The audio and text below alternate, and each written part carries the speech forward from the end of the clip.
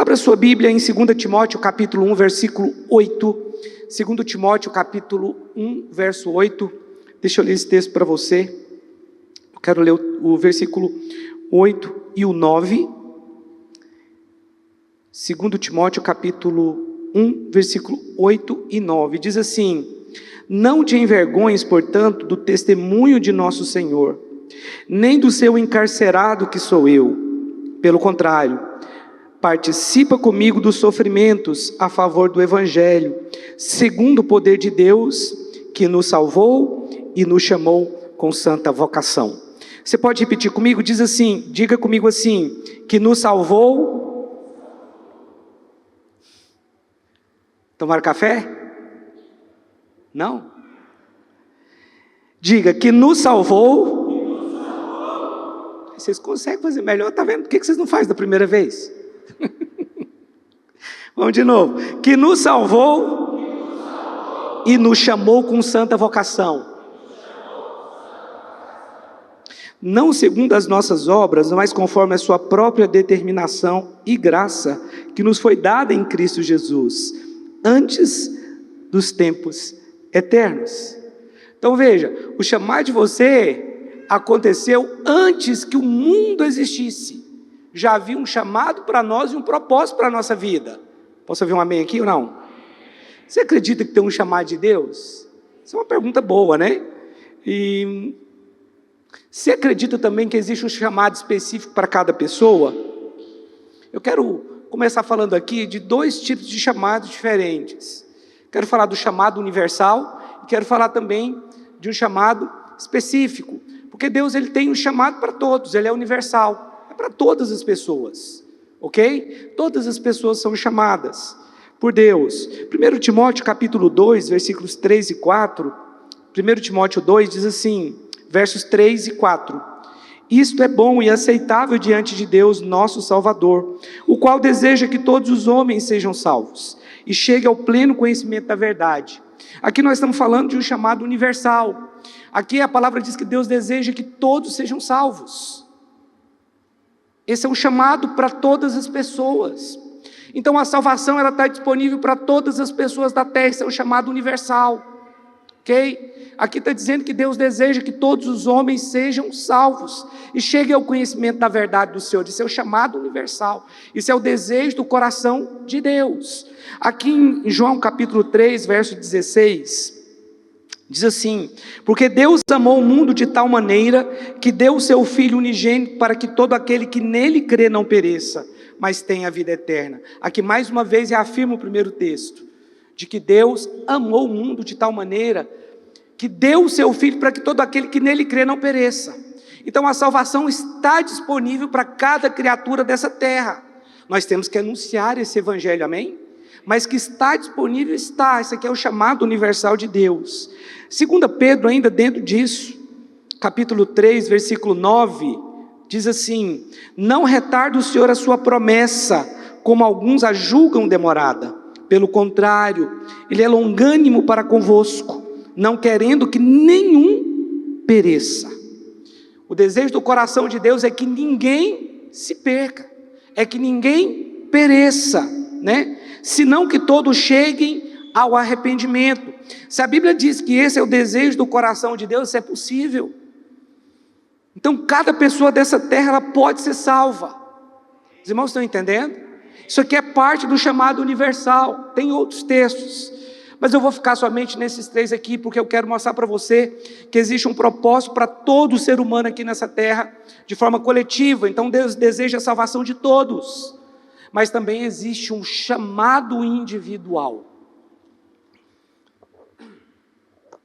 Existe também um chamado individual, e esse chamado, ele é o chamado específico de cada pessoa. E é nisso que muitos não acreditam. É até talvez fácil acreditar que Deus, ele quer salvar todo ser humano, mas talvez não é fácil acreditar que Deus tem um chamado específico para cada ser humano.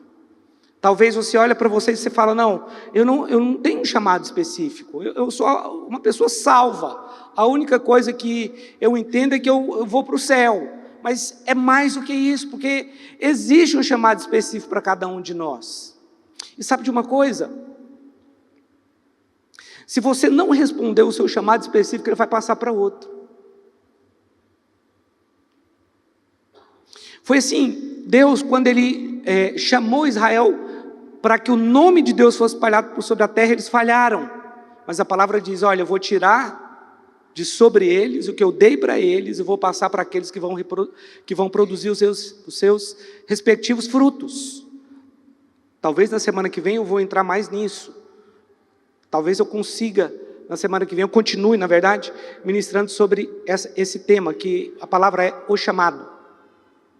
E eu quero mostrar para você na Bíblia, pessoas que perderam esse lugar, mas que foi dado a outro. Nós vamos chegar no céu com os nossos frutos. Deus tem algo específico para você. Se você falhar, isso vai ser passado para outro. Outro vai receber no seu lugar. Mas o fato é que todos nós temos um chamado muito específico. E de acordo com a vontade de Deus, com a vocação de Deus, Ele chamou especificamente você para fazer uma obra específica. Por isso que a Bíblia fala que nós somos um corpo, e esse corpo ele tem diferente. Nós somos membros do corpo, e cada membro desse corpo é diferente entre si. Se você talvez pegar uma caneta aí agora e colocar em cima da sua Bíblia, você tentar pegar essa caneta com a sua boca, você vai conseguir. É possível. Mas a boca não foi feita para isso. Se você tentar falar com a caneta na boca, as pessoas não vão te entender, porque a boca não foi feita para isso. Tenta aí, Bruno Varão. Fala alguma coisa aí. Deu para entender um pouco. Não vai dar certo não. Mas se ele pegar com a mão foi feita para pegar, mas a boca para falar. Mas tem boca querendo ser mão e mão querendo ser boca. Esse é que é o problema. As pessoas não conseguem entender muito isso. Tem pessoas que elas simplesmente querem aparecer. Mas cada um tem o seu chamado específico. E o nosso chamado específico, ele precisa ser visto dentro de uma perspectiva de recompensa. E não de perda somente, mas tem perda também. Por que eu estou falando isso? Porque a pessoa, quando ela pensa em chamado, talvez ela pense assim, não, eu não fui chamado para ser um pastor. E de fato, ser pastor é vocação. Alguns foram vocacionados para isso, mas nem todos serão pastores, porque nem todos foram chamados para ser. Amém? Tem pessoas que têm vocação para ser, foi vocacionado por Deus, que é o texto que a gente leu lá, ele vocacionou algumas pessoas mesmo. Marcos capítulo 10, versículos 28 e 30, mas quando você pensar no seu chamado, pensa o seu chamado na perspectiva da recompensa e não da perda. Pastor, mas vai ter perda? Vai ter. Primeiro você vai ter que perder, para depois você ganhar, para depois você usufruir. Mas não pense que é só perda, porque tem pessoas correndo o seu chamado, porque elas nunca veem o seu chamado na perspectiva da recompensa. Elas só conseguem ver o que elas têm que perder, o que elas têm que renunciar. E tem, pastor? Tem. Vai ter que perder, vai ter que renunciar, vai ter que crucificar a sua carne, vai ter que carregar a sua cruz. Quando a Bíblia está falando de carregar a sua cruz, evidentemente que ela está falando de você renunciar aos desejos da carne. Marcos capítulo 10, versículo 28, vamos ler até o 30, diz assim: então Pedro começou a dizer-lhe, eis que nós tudo deixamos e te seguimos. Então a pergunta de Pedro aqui é, qual vai ser a recompensa disso? Porque a pergunta de Pedro é em relação ao jovem rico que foi chamado por Jesus e que não seguiu Jesus. Jesus falou para ele, olha, agora o que você tem que fazer é vender tudo, já que você cumpre os mandamentos, vende tudo e me segue. E a palavra diz que ele saiu triste, mas a Bíblia diz que Deus o amou. Jesus o amou. Você acha que Deus ama todas as pessoas da terra? Você acha que o jovem rico está salvo? Foi amado? Está salvo? Não é porque Deus ama a pessoa que Deus vai salvá-la. Ela precisa querer a oferta da salvação. Mas aqui, a palavra de Pedro foi a dúvida. Nós deixamos tudo e te seguimos. O que nós vamos ganhar com isso? Talvez essa seja a sua pergunta, porque você pensa que estar dentro do seu chamado é perda. E é. Mas não é só perda. Tem ganho também. Você vai ganhar muito mais. E a resposta de Jesus no verso 29, tornou Jesus: em verdade vos digo que ninguém há que tenha deixado casa, ou irmãos ou irmãs, ou mãe ou pai ou filhos, ou campos, por amor de mim, por amor do Evangelho, que não receba já no presente. Ah não, porque minha recompensa está no céu. É verdade, você tem que pensar nela, mas o texto aqui está falando de uma recompensa terrena. Já no presente, o cêntuplo, 100 vezes mais, de casas, irmãos, irmãs, mãe, filhos e campos, com perseguições, e no mundo por vir a vida eterna. Prosperidade, você vê que ela vem com perseguição, mas aqui está falando que nós vamos receber aqui. Meu irmão, pastor, mas eu vou ter 100 casas a mais se eu der minha casa? Não, não é isso que Deus está falando, mas aqui está falando de uma paz, está falando de provisão, está falando de prosperidade, está falando que nada vai te faltar, mas aqui a promessa também é para o mundo vindouro. Deixa eu te falar uma coisa, tudo que você faz para você vai morrer com você, mas tudo que você faz pelas pessoas você vai levar para a eternidade. Tudo que você faz na terra para você vai morrer com você, mas tudo que você faz pelas pessoas você vai levar para a eternidade. Então trabalhe em favor das pessoas, porque no céu é isso que importa. No céu, olha, não importa quão grande você foi aqui, quantas coisas você teve, quantos funcionários sua empresa tinha, nada disso é importante para Deus, mas quantas pessoas você impactou, e isso é extremamente importante no céu. Porque quando nós chegarmos no céu diante do Senhor, tudo que nós vamos apresentar são as vidas, que de alguma forma, ou de forma direta ou indireta, nós colaboramos para enviar para lá. Então o seu chamado, ele precisa ser visto na perspectiva da recompensa. Aqui em 2 João 8, 2 João capítulo 1, verso 8, abra para mim aí, diz assim: acautelai-vos para não perderdes aquilo que temos realizado com esforço, mas para receberdes completo galardão. Porque tem pessoas que elas, na caminhada cristã, elas acabam errando rumo, elas estavam indo bem, mas elas acabam se perdendo. E elas se perdem por causa de muitas perguntas que elas começam a fazer quando as coisas dão errado. E as coisas dão errado, sim, as coisas dão errado. Porque nós ainda vivemos num mundo caído. E no mundo caído nós temos uma resistência ainda do diabo que nos resiste, de uma carne que é pecaminosa, de desejos que são pecaminosos. E muitas vezes passamos por um processo e nesse momento as pessoas se perdem. Porque elas começam a fazer perguntas, não conseguem ver a realização dessas promessas na vida delas, elas se perdem. Mas aqui está falando, acautelai-vos para não perderdes aquilo que temos realizado com esforço, mas para receberdes completo galardão. Ou seja, tem pessoas que vão receber um galardão, mas não completo. Para você receber completo galardão. Posso ouvir um amém aqui? Você quer receber completo galardão? Sim ou não? Agora, quando nós temos o nosso chamado na perspectiva da recompensa, nós também precisamos ter a motivação correta. Porque, meu irmão, no dia que nós formos julgados no tribunal de Cristo, porque a igreja vai ser julgada no tribunal de Cristo, ela vai ser julgada para recebimento ou perda do galardão, mas ela será julgada. Naquele dia, nossa motivação, ela será colocada à prova diante do Senhor. Colossenses capítulo 3, versículo 23. Colossenses 3, 23, coloca aqui para mim, por favor. Eu sei que eu estou talvez acelerando um pouco. Colossenses capítulo 3, versículo 23.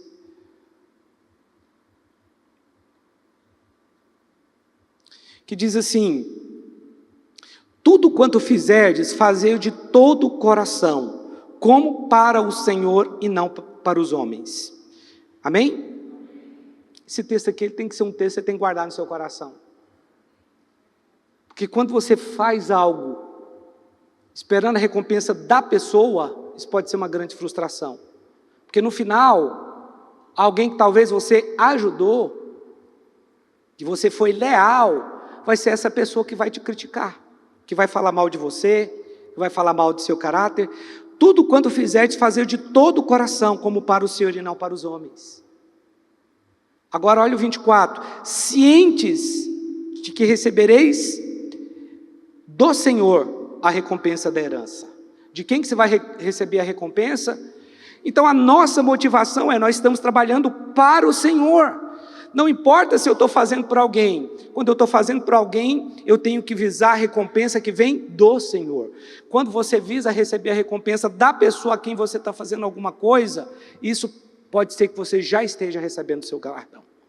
Pode ser que essa pessoa já esteja dando a você aquilo que você quer, que é o seu galardão aqui na terra. Ah, pastor, mas tem galardão aqui na terra? Tem pessoas, infelizmente, que elas preferiram receber aqui. Há promessas de coisas que nós vamos receber aqui na terra, sim, então fique tranquilo em relação a isso, mas espere a recompensa do Senhor, porque a recompensa do Senhor não significa que ela vai ser no céu somente, mas aqui também, mas principalmente no céu. Se for só no céu, já estaríamos no lucro. Deixa eu te falar uma coisa, nós precisamos entender, meu irmão, o nosso chamado, porque nós vamos viver pouco tempo demais, em relação à eternidade. 1 Coríntios, capítulo 9, versículo 24. Eu ia falar uma coisa, mas eu não vou me antecipar aqui. 1 Coríntios 9, 24 e 25, deixa eu ler esse texto. 1 Coríntios, capítulo 9, versículo 24. Diz assim: não sabeis vós que os que correm no estádio, todos na verdade correm, mas um só leva o prêmio? Correi de tal maneira que o alcanceis. Todo atleta em tudo se domina, aqueles para alcançar uma coroa corruptível, nós, porém, a incorruptível. Eu vou voltar lá no texto de 2 Timóteo, capítulo 1. Olha o que diz aqui, a palavra diz: não te envergonhes, portanto, do testemunho do nosso Senhor, nem do seu encarcerado que sou eu, pelo contrário, participa comigo dos sofrimentos a favor do Evangelho, segundo o poder de Deus que nos salvou. Amém? Não parou por aí, e nos chamou. Então não é só a salvação, salvação é o coletivo, é o nosso propósito coletivo, mas aqui fala, nos salvou e nos chamou. Nos chamou. Então ele nos salvou, mas ele nos chamou. Existe sim a salvação, mas existe também o chamado. São coisas distintas. Você não depende de responder o seu chamado para ser salvo. Vocês entenderam? Não depende. A salvação não depende de resposta ao seu chamado. A salvação depende de você crer pela fé que Jesus morreu por você. É pela graça por meio da fé. Só isso. Mas aqui está falando que ele nos salvou e nos chamou com santa vocação. E isso já estava preparado nos tempos eternos, quando nem existia sequer uma pessoa. Deus já tinha preparado um plano para nós. Quando a Bíblia fala que Deus abriu livros para fazer julgamento, existem livros pelos quais nós estamos escrevendo, que está lá no céu. Agora, existe um propósito que Deus escolheu para você, escreveu a seu respeito. Você é livre para viver o que Deus escreveu para você ou não. Você pode escrever sua própria história, mas existe uma história que Deus escreveu para você. É por isso que a nossa vida ela tem que estar alinhada com a palavra de Deus. Amém, meus irmãos? Nós precisamos nos alinhar com a palavra de Deus. Nós precisamos entender a palavra de Deus. Porque quando nós entendemos a palavra de Deus, a nossa vida faz sentido. O texto que eu li agora, lá de 1 Coríntios 9, 24 e 25, deixa eu ler de novo aqui. Não sabeis vós que os que correm no estádio, todos na verdade correm, mas um só leva o prêmio? Correi de tal maneira que o alcanceis. Todo atleta em tudo se domina, ou seja, ele é disciplinado, né? Aqueles para alcançar uma coroa corruptível, nós porém a incorruptível. Deixa eu te fazer uma pergunta aqui. Na sua opinião, qual foi o maior atleta de todos os tempos? Pensa aí. Pensa. Quem foi o atleta, o maior atleta de todos os tempos? Sua opinião, Josimar? Pelé, eu sabia que o Pelé ia aparecer, mas perde longe, na minha opinião. Hã? Cristiano Ronaldo, meu Deus, só pensa em futebol esse povo. Usain Bolt, boa. Hã? Bolt também? Michael Phelps, gente, 28 medalhas.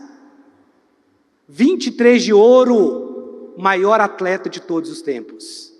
Ninguém nunca ganhou tantas medalhas como Michael Phelps. Ninguém. Cara, era um fenômeno, 5 Olimpíadas. Sabe o que um atleta de alto nível ficar mais de 20 anos disputando competições. Mais de 20 anos. O cara ganhou 23 medalhas de ouro. Ninguém nunca chegou tão longe quanto Michael Phelps. 28 medalhas. Ele ganhou 3 de bronze, 2 de prata e 23 medalhas de ouro. O cara era poderoso. Poderoso, sim ou não? O atleta de todos os tempos. O cara era um fenômeno. Mas ele teve depressão. Eu vi uma foto dele com todas as medalhas no peito. Nenhuma daquelas medalhas, seja ela de ouro, de prata ou de bronze, conseguiu livrar ele de uma depressão. Ele foi preso, usou drogas, dirigiu embriagado. E nenhuma daquelas medalhas conseguiu realmente preencher o vazio do maior atleta de todos os tempos. Nós precisamos viver por um propósito que vale a pena. Você lembra do Vanderlei Cordeiro? Vanderlei Cordeiro foi um maratonista brasileiro desconhecido. Em 2004, na Olimpíada de Atenas, Vanderlei era um total desconhecido. A Rede Globo transmitia as Olimpíadas junto com a Band, mas a Rede Globo não transmitiu o que é a principal prova, que é a prova dos 42 quilômetros, que é a prova da maratona. A Globo não transmitiu porque o Brasil não tinha chance. Então não transmitiu, mas a Band transmitiu. Mas um brasileiro tomou a ponta. Vanderlei Cordeiro. Talvez você se lembre disso. Ele tomou a ponta e foi. E estava já uma distância muito longe do segundo, muito longe, quando me entra um padre, felizmente, abraçou ele e tentou tirar ele da prova. Você sabe que para você sair de uma pessoa, você gasta muita energia. E aí algumas pessoas entraram para ajudar ele estava em primeiro lugar, e tinha muita chance de ganhar o ouro, mas ele foi alcançado pelo segundo e pelo terceiro, e ele termina a prova em terceiro lugar. Mas quando eu vi, foi uma das maiores audiências da história da Band, não sei se você sabe, a Globo perdeu uma audiência enorme por causa disso. E aí, quando ele está chegando no estádio olímpico, né, o estádio mais emblemático da história das Olimpíadas, dos Jogos Olímpicos, onde tudo começou, ele entra, porque a parte final foi lá, ele entra fazendo um aviãozinho. Vocês lembram disso, dessa imagem? Fazendo um aviãozinho. E eu não entendi. Falei, meu Deus, ele tinha que estar revoltado, reclamando de tudo, falando, eu é que tinha que ser o primeiro. Não. Não. Ele entrou comemorando aquela medalha de bronze. Terceiro lugar. Ele entrou comemorando. Ninguém sabe quem foi o primeiro daquela prova. Nós sabemos que ele foi o terceiro, pela forma que ele chegou. O mundo inteiro viu. Mas teve uma medalha que ele ganhou, que só 6 atletas na história ganharam, chamado Pierre Carbone. Só 6 atletas na história das Olimpíadas ganharam, e ele ganhou. Justamente pela forma que ele chegou naquele estádio, naquele dia. Ele não tem as 23 medalhas de ouro que o Michael Phelps tem, mas ele tem uma medalha que só 6 atletas têm, de honra. Nós precisamos lutar por essa medalha. Talvez você não vai ser o Michael Phelps da vida, você vai ser um Vanderlei. Mas não importa. Ele fez o que deu para ele fazer. Tentaram atrapalhar, mas ele foi lá, não ficou reclamando, ficou em terceiro lugar, e aquilo foi como se fosse uma medalha de ouro para ele. Então talvez você não vai ganhar tantas medalhas assim, talvez você nem foi chamado para ganhar tantas. Mas aquilo que você foi chamado, você deveria fazer. Você não vai ser cobrado por aquilo que você não foi chamado para fazer. Você vai ser cobrado por aquilo que você foi chamado para fazer e não fez. Não é uma multidão que você tem que ganhar, talvez. Mas você vai ser cobrado naquilo que você foi chamado para fazer e não fez. E essa palavra aqui não é uma cobrança para você, não. Os irmãos estão entendendo? Mas qual que é o nosso problema? É que nós temos uma vida muito curta na terra, Mas nós estamos preocupados com a nossa velhice. Eu quero chegar bem na minha velhice eu quero ter uma casa, eu quero ter uma aposentadoria, eu quero ter uma renda, e talvez a sua aposentadoria no máximo vai durar 30 anos. Ou talvez menos do que isso, vai ser talvez o menor tempo da sua vida. Você ficou durante toda a sua vida trabalhando por um período pequeno, quando você chegar lá, nem vai ter tanto sentido assim. Porque você ficou tanto pouco tempo depois como aposentado, porque no Brasil se aposenta muito tarde. Mas as pessoas trabalham pela sua velhice, elas esquecem de trabalhar pela eternidade. Você sabe, se você tentar dividir 80 anos pela eternidade, o valor é zero. Porque não tem nada que compara com a eternidade. Não existe nenhum número, pode ser 100 milhões de anos, você comparar e dividir pela eternidade vai dar zero, sempre vai dar zero. Porque nenhum tempo pode ser qualificado em relação à eternidade. E o que nós estamos fazendo em relação à eternidade? Por que estamos trabalhando tanto focados aqui, esquecendo que não é aqui que é o nosso lugar? Que nós apenas somos representantes do céu nessa terra. Porque nós estamos tão preocupados com as coisas daqui? Não que você não tenha que ter, preocupações sempre vão acontecer, mas precisa focar naquilo que é eterno. Talvez é difícil para alguns. Pastor, não quero ser pastor. Então, olha o texto aqui, Hebreus capítulo 12, verso 1. Pastor Jonathan ministrou sobre isso recentemente. Portanto, também nós, visto que temos a rodear-nos tão grande nuvem de testemunhas, desembaraçando-nos de todo peso e do pecado que tenazmente nos assedia, corramos com perseverança a carreira que nos está proposta. Preste atenção, o nosso chamado individual, ele é comparado a uma maratona, ele não é uma corrida de 100 metros, rápida, que você vai gastar toda a sua energia ali, não, é uma maratona, ou seja, se é uma maratona, tem que ter constância. Um maratonista, uma pessoa que corre 100 metros, ela não precisa pensar para correr, ela só larga e vai embora, mas um maratonista não é assim. Maratonista não pode começar com um ritmo muito forte. Ele precisa dosar. É um jogo de xadrez.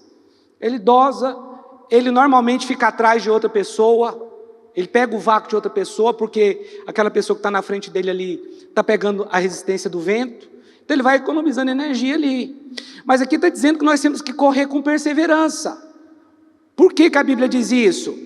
Porque percalços vão acontecer, resistência do diabo vão acontecer, resistência na família vão acontecer, situações ruins vão acontecer, mas é com perseverança. Mas o texto está dizendo aqui que tem duas coisas que nos atrapalham: o peso e o pecado. Nós precisamos correr com perseverança, mas essas duas coisas têm atrapalhado o ministério de pessoas hoje: o peso e o pecado. Se você não foi chamado para ser um pastor, não seja um pastor, porque isso vai ser um peso para você. Mas isso não significa que você não tem que responder o seu chamado. Talvez o seu chamado é ser um grande empresário. E você vai sustentar muitas pessoas. E muitos missionários serão sustentados pela sua empresa. Então dê a sua resposta. Talvez o seu chamado é ser um professor que vai influenciar aqueles alunos que estão na sala de aula ali. Vocês estão entendendo isso? Meu irmão, é porque Deus faz as coisas, às vezes nós não percebemos. Ele nos coloca em determinados lugares, e Ele quer nos exaltar naquele lugar, quer nos dar autoridade naquele lugar, para que nós exerçamos a nossa autoridade também sobre as pessoas. Então, se você é um grande empresário, foi chamado para isso, mas você quer ser um pastor, isso vai ser um peso para você.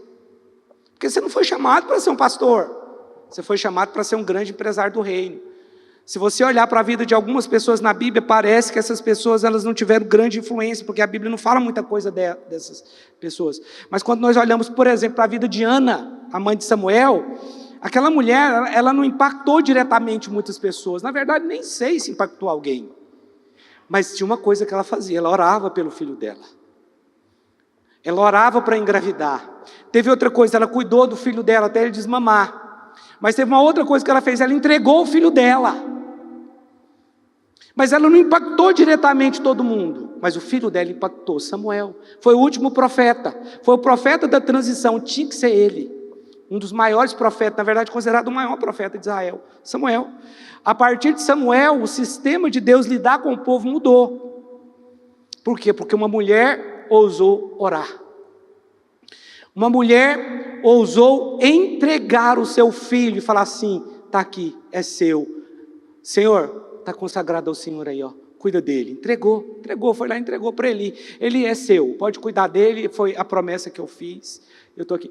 Essa foi Ana. Ela não impactou diretamente muitas pessoas, mas indiretamente sim.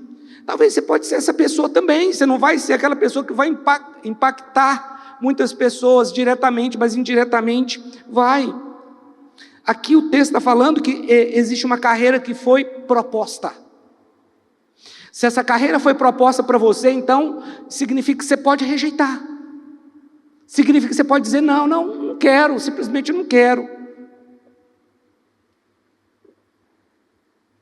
Você vai ser punido por isso? Não vai ser.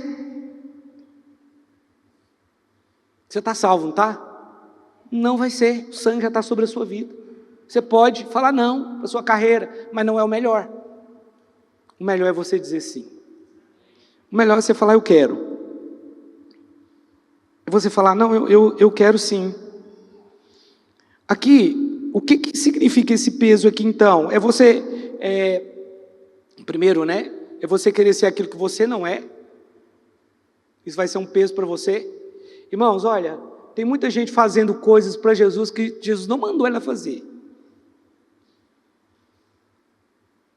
Se a motivação de uma pessoa em subir aqui para pregar, ou para ministrar louvor, ou qualquer outra coisa, é aparecer, já era. Sabe outra coisa? A incredulidade é um peso, no sentido de que, eu não sei se Deus tem um chamado para mim. Eu vejo que Ele tem um chamado para o pastor Rubens, que ele prega. Ele tem um chamado para o David, que o David canta bem, tem talento. Olha, isso é um peso. Duvidar se Deus tem um chamado para você é um peso. Você precisa acreditar que Ele tem. Se você não acreditar, isso vai ser um peso para você. Sabe o que é um outro peso? Insegurança. O chamado ministerial pode causar insegurança das pessoas, que elas têm que deixar. E deixar não é fácil. E às vezes tem que deixar a família. Às vezes deixa os seus amigos, deixa a sua cidade, deixa a sua casa, deixa o seu lugar confortável, deixa a sua empresa, deixa o seu salário, porque tem um chamado pastoral. E algumas pessoas, elas, por causa da insegurança que isso pode trazer, se torna um peso. Irmãos, eu estava lembrando de quando a gente foi chamado para fazer parte da equipe que ia dar continuidade no trabalho aqui em Goiânia, na época do Ouvir e Crer, em 2002. Quando eu olho para trás, eu fico pensando: meu Deus, como que eu aceitei isso? Como é que você aceita a sua vida mudar em uma semana? Estava tudo legal. De repente alguém fala para você: vocês vão para Goiânia. Eu não trabalhava na igreja. Vocês vão para Goiânia, vocês vão mudar para Goiânia. Eu estava tão feliz lá em São Luís. Cidadezinha boa, nossa, que legal que estava lá, a igreja, mais de 1.000 membros, uma bênção. Eu frutificando lá. Não, mas agora você vai para Goiânia. E era um negócio meio cego, não tinha promessa de salário, nada. Vocês vão ter que viver com mais 4 famílias dentro de uma casa durante um certo tempo. Gente, isso é difícil demais. E foi difícil. 6 meses, morando com outras 4 famílias, né, numa casa muito grande aqui no Jardim América. Até para brigar era difícil, eu com a Poliana. A gente evitava brigar para não escandalizar ninguém. Hoje a gente tem liberdade para brigar em casa, estamos sozinhos lá, de boa. Até parece que eu brigo tanto assim, só uns 3, 4 vezes por semana, nada mais do que isso. Não é assim não. Agora, outra coisa que nos atrapalha é o pecado. Quais pecados? Gálatas capítulo 5, versículo 19. Gálatas 5, 19.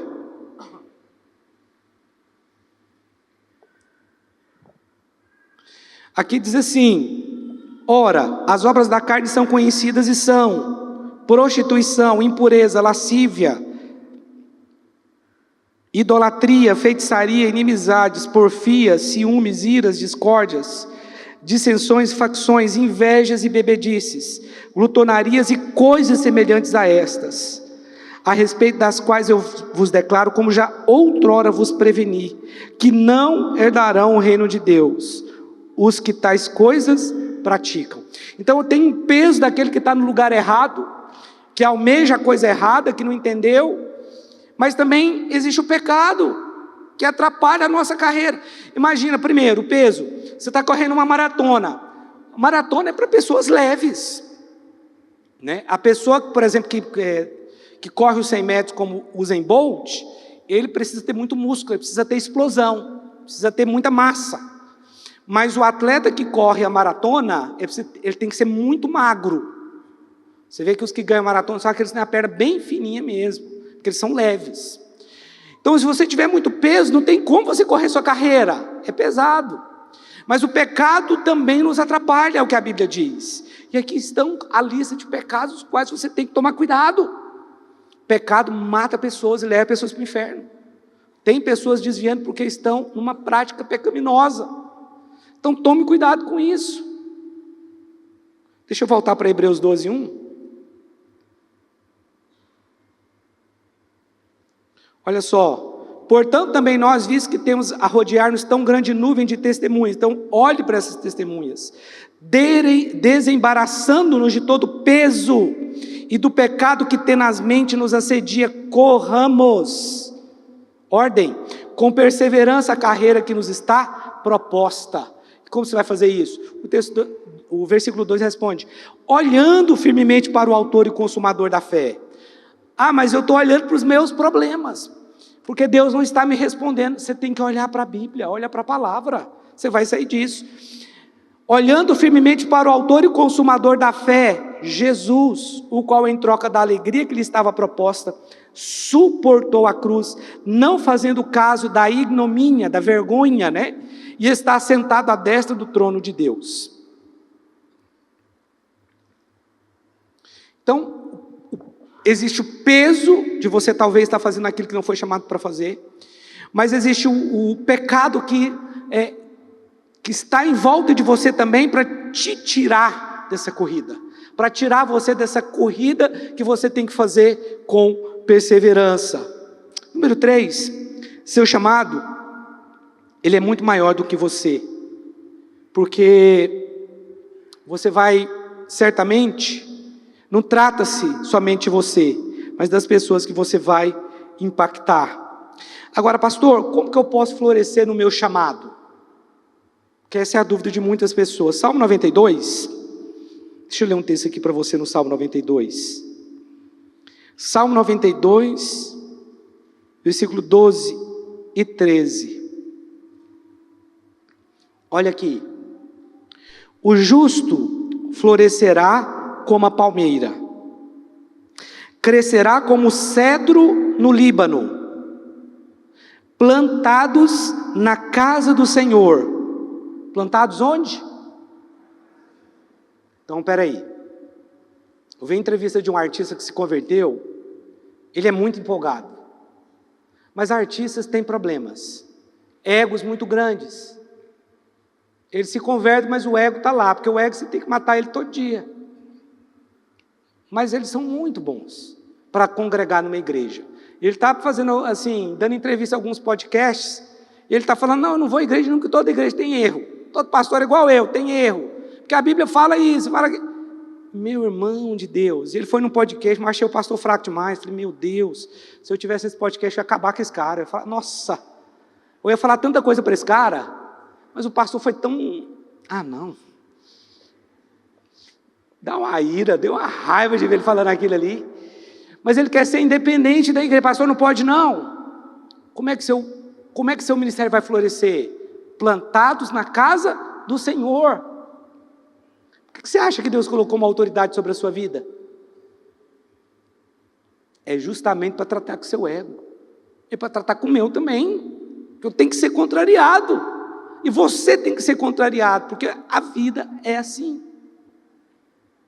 É ou não é? Não, mas eu tenho que ser independente, ninguém manda na minha vida. Não é mandar na sua vida, é ser autoridade sobre você. É diferente. Ninguém está aqui para controlar a sua vida, para falar o que você tem que fazer, qual curso você tem que fazer, o que você tem que deixar de fazer, para qual cidade você tem que viajar ou deixar de viajar. Não é controle. Discipulado não é isso. Discipulado é transmissão de unção. É você olhar para alguém e falar, esse cara é de Deus, eu quero o que ele tem. Essa mulher é de Deus, eu quero o que ela tem. Mas aqui está, ó, plantados na casa do Senhor florescerão nos atos do nosso Deus. Plantados. Então o nosso ministério ele começa a partir da igreja local, meu irmão. Se você tentar se desvincular disso é um grande problema, porque você vai ser apenas um membro do corpo fora do corpo que secou. Qualquer membro que esteja fora do corpo ele vai secar e vai desaparecer. Ele não vai mais fazer parte daquele corpo. A igreja é um corpo. A igreja é um corpo de Cristo. Você entende isso? É o corpo de Cristo. Pastor, mas tem muitas denominações, tem muitas igrejas, o próprio Jesus falou isso. Quando você vê lá no começo, na igreja primitiva ainda, nas 7 igrejas do Apocalipse, elas tinham as suas particularidades, elas eram diferentes umas das outras. Amém por isso. A diversidade, na minha opinião, é uma coisa boa e não ruim. Graças a Deus, porque aqui na nossa igreja, nós temos um estilo de louvor mais de adoração, mais barulhento. Tem pessoas que não gostam de barulho, mas tem igreja também que tem um louvor que não tem muito barulho. Glória a Deus por isso. Isso é uma questão da personalidade da pessoa. Mas o ponto aqui, em primeiro lugar, você precisa estabelecer raiz na igreja local.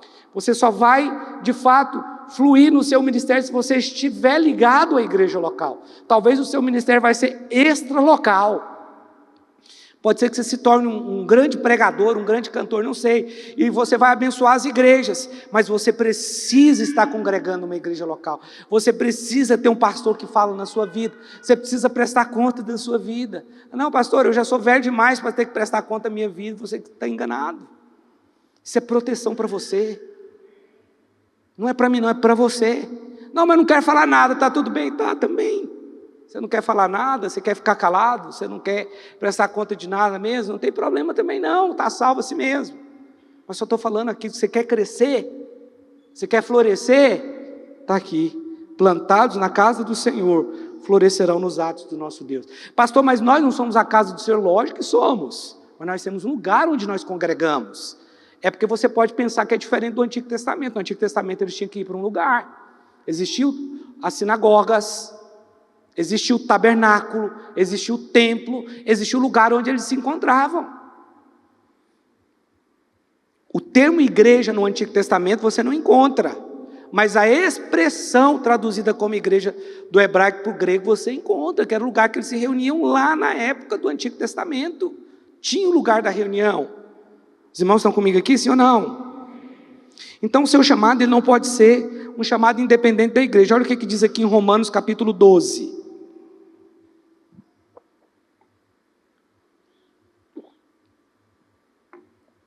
Romanos capítulo 12, versículo 3.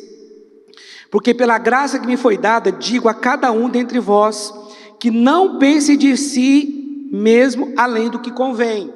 Lembra do artista lá? Ele pensa de si além do que convém, ele é o bom. Por isso que ele não precisa se ligar a nenhuma igreja. Mas teve uma coisa boa que o pastor falou para ele, falou, cara, deixa eu te falar uma coisa, você vai ter que abrir a sua igreja, vai ter que ter suas regras. Falou, não vou abrir não. Falou, você vai ter que abrir, porque todo pastor é ruim, toda igreja é ruim. Mas aqui está falando, porque pela graça que me foi dada, digo a cada um dentre vós que não pense de si mesmo, além do que convém. Antes pense com moderação, segundo a medida da fé que Deus repartiu a cada um.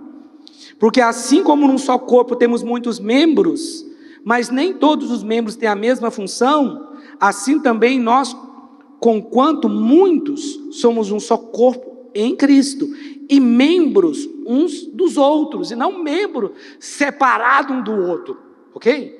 Tendo, porém, diferentes dons, segundo a graça que nos foi dada, se profecia, seja segundo a proporção da fé. Então aqui está dizendo que nós somos um corpo, mas um corpo com diferentes membros, em que a mão tem que pegar, a boca tem que falar, o nariz respirar, cada um dentro da sua função, e isso é o corpo. Se todo mundo aqui fosse igual, ninguém ia aguentar. Nós precisamos ser diferentes uns dos outros na nossa resposta, no nosso chamado ministerial. Mas deixa eu te falar uma coisa. O seu chamado começa com o serviço. Não tem outra maneira de começar o seu chamado. Não tem como você começar o seu chamado no seu primeiro dia cantando no púlpito de uma igreja. Você nem está preparado para a guerra espiritual que vai acontecer. Para pregar. Calma.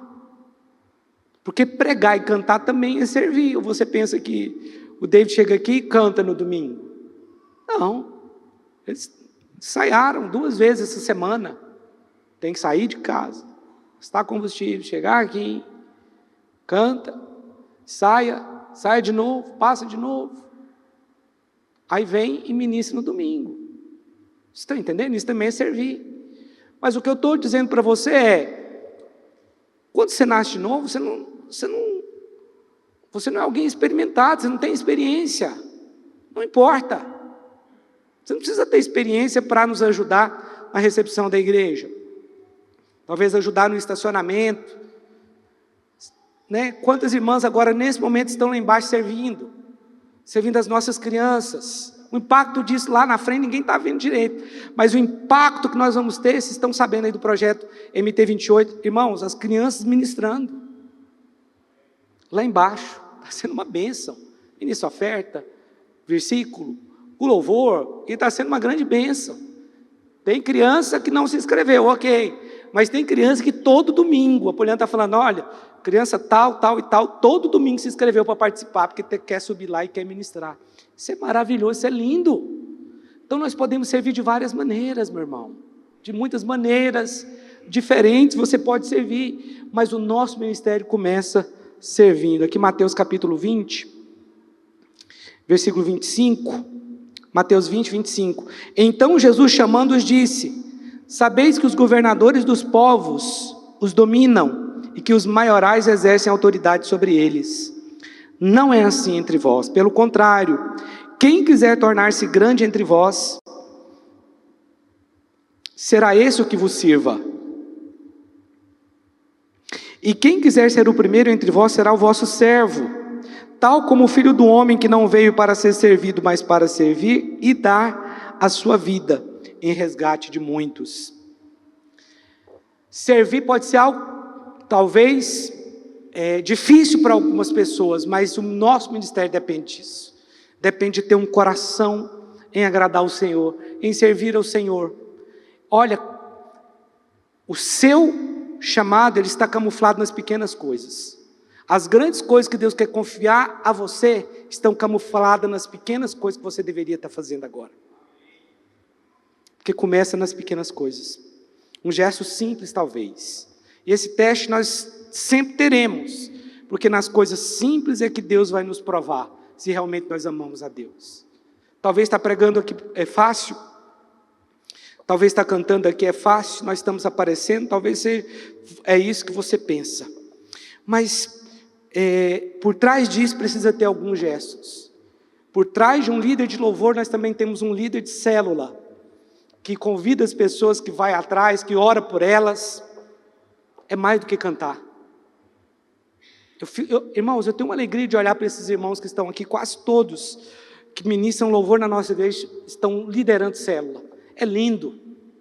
É maravilhoso, eu acho isso maravilhoso.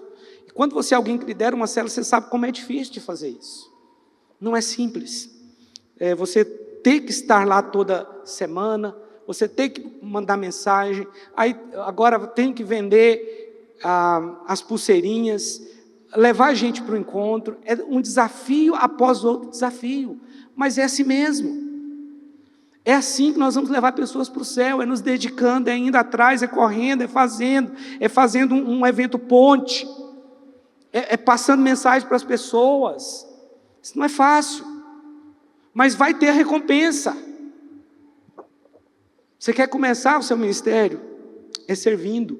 Quando nós olhamos para a Bíblia, nós vemos Josué servindo Moisés, você vê Eliseu servindo Elias, você vê aqui, como eu li o texto aqui, os discípulos serviam Jesus, mas Jesus serviu os discípulos, ele veio para servir. Então o começo de todo o ministério é o serviço, é aquilo que nós fazemos para Deus. É porque talvez você quer começar fazendo coisas grandes. Não, talvez é arrumando essas cadeiras que estão aí. Ah, pastor, mas nós temos uma pessoa que nós pagamos, mas nem sempre a gente tem. Às vezes está de férias, acontece uma situação, como até aconteceu mesmo com o Caio, um acidente. Durante um ano aqui na nossa igreja, nós não tínhamos condição de pagar. Quem estava vindo fazer eram vocês. É assim. Isso é um ministério. O ministério não vai começar com coisas extraordinárias, não, meu irmão. Vai começar com coisas aparentemente pequenas, mas que para Deus são grandes. Seu chamado também depende da multiplicação dos seus talentos. Vamos ler Mateus capítulo 25, versículo 14. Mateus 25, 14.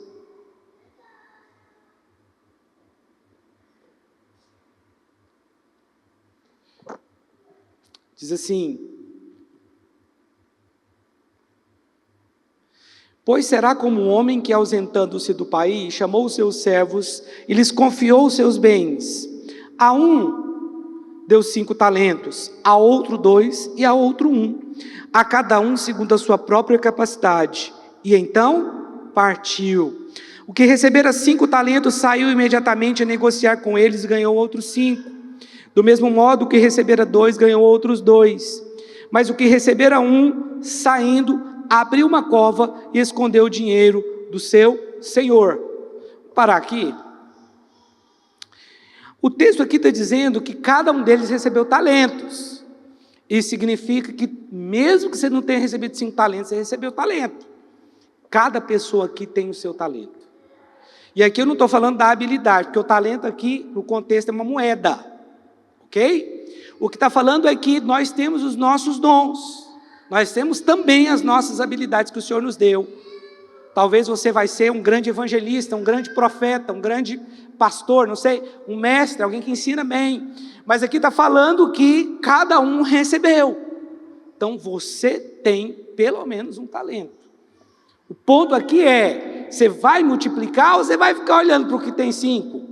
Porque se você comparar, se você tem um talento e você se comparar com o que tem 5, isso pode ser um problema para você. Porque você acha que somente o que aquele que tem 5 faz é que é o certo. E você, por ter um talento, você pensa, não, isso aqui não é importante para Deus. Tudo que você faz para o Senhor é importante. Você está abrindo a sua casa para ter uma célula? Quantas pessoas você pode estar impactando na sua casa? Quantas pessoas dentro da sua casa que você tem que lavar para receber bem os irmãos? Porque eu sei que os irmãos fazem isso. Deixar a casa bonita, cheirosa, impecável. Quantas pessoas naquele dia vão ser impactadas ali naquela casa? Quantas pessoas durante um ano serão impactadas, durante 10 anos, naquela casa que você abriu? Talvez você não teve que abrir a sua boca nenhuma vez, mas a sua casa foi aberta para impactar pessoas. Isso é um ministério, meu irmão. É porque a gente pensa, não, eu tenho que pregar, eu tenho que... Não, quem disse isso para você? Você ser um anfitrião, você tem um papel muito importante na multiplicação das células. E é muito difícil ser anfitrião. A gente sabe como é difícil. Às vezes você, aquele dia não queria que tivesse a célula lá, mas você não tem direito de querer isso, porque tem a célula. E você tem que ficar. É assim ou não é? Eu sei que é. Mas vai ter uma recompensa. Você está sendo Ana. Talvez diretamente mesmo você não está falando com ninguém, mas a sua casa, pela forma que se arruma, que você recebe as pessoas, vai impactar aquelas pessoas e vai fazer aquelas pessoas nascer de novo.